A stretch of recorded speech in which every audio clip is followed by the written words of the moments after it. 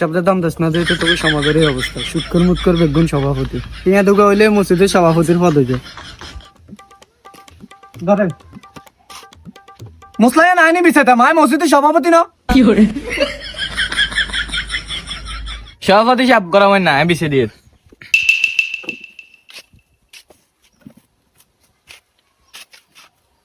আচ্ছা আঙ্গর রাজ্যে মূলত কিল্লে ডাকছেন। সভাপতি সাহেব যেটা দেখছেন এটা শুরু করেন। তোমার মূলত আজ যেটাল্লা ডাকছি তারা বিও শেষ পর্যায়ে হুজুররা বিদায় করণ লাগবো।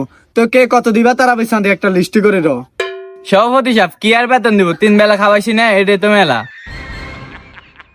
এটাও কথা ঠিক কইছো, আঙ্গ দেশের হুজুররা তো ধর্ম বেশি খায়।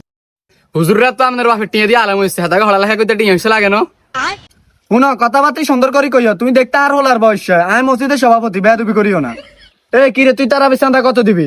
আচ্ছা আর নামে 1000 টাকা লেখেন। কি তুমি কত দিবে? আর নামে 2000 টিয়া লিখে রাখেন। সেক্রেটারি তুমি কত দিবে? আর কিতাম দিব, এতারা দেন না, 3000 টাকা তো মেলা। ইমাম সাহেব আনে 3000 হইব নি?